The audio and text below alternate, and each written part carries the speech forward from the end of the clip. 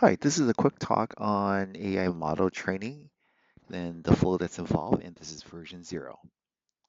So there's a lot of talk about Gen AI large language models. You can get them from open source, such as Llama from Meta or BERT from Google, and more importantly, they're private models now that are being built because of privacy. And a quick definition, Gen AI means basically the AI model has the ability to predict the next text or word. And large language models (LM) basically gives the model the ability to process human text. Sometimes it's called natural language processing. And because of this, there are a lot of things you can do with it. You can ask it questions, it can answer for you via predicting the next text. And sometimes RAG is used to update the model with the latest information, such as stock prices and temperature. LLMs can also summarize. You can give it a very large, lengthy text and have it create a very succinct version of it. It can also do stuff. This is called agentic, and you can give it a go, and then it will do whatever is necessary to achieve the go. It needs to have some software or API enabled for it to do this, but that's called agentic. You can use it to analyze stuff. You can throw in a bunch of data, even schedules and projects. You can have it analyze it for you and look at cost spent or time spent on particular areas of a project. You can use it to create code, and this is the one of the most exciting things about LLM, I think. You can also use it to draw pictures and even videos and even now music. And so you can see that GenAI large language models is very powerful. You can have it do a lot of things, and that's why hence all the excitement. Now, to create this model, we need to start with the model creators who create the model, and ultimately the people who use the model. So how does this process work? Well, first we start with data, and I just put in parentheses an example of what data is. And so, for example, New York Times, and you've seen some news about New York Times wanting some credit, aka money, for their data being used in creating models.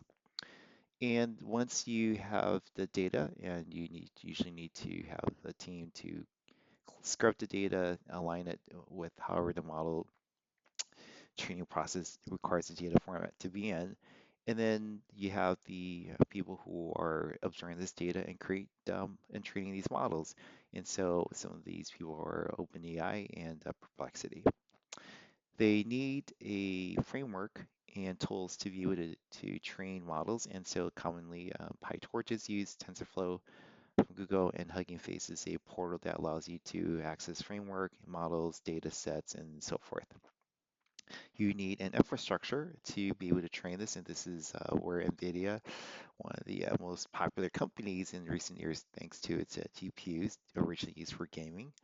And you can also have private infrastructure, so if you're willing to build your own training infrastructure, you can go ahead and do that. It's very expensive. And once this process is followed, then the models are produced.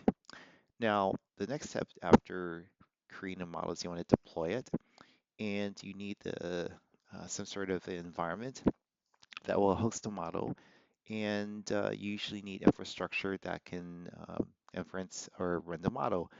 GPUs will definitely help, but this is also inferencing is not as difficult as training, and depending on how the model is built, you can also then start using just plain CPUs, powerful, instead of GPUs, and that's why Intel and AMD are here. These models can be used directly by its users, such as ChatGPT and Perplexity, or these models can be used indirectly, where the users doesn't directly use the models, but rather it uses it through another software, such as LinkedIn, Notion, and Copilots and GitHub. And examples of this direct model users is usually chat interface, and you can see in the little picture, we've got Perplexity at the bottom, and then ChatGPT on the top. And then finally, these models can be used indirectly, and you can see at the bottom, Notion is now promoting Notion AI as AI features built into Notion, and there's actually a subscription fee. And then in the little above it, you can see actually a GitHub web interface, and Copilot is used to actually create code right in the web interface of GitHub. So this is a quick walkthrough of sort of what is a GenAI large language model, what it can do, and the process used to create these models.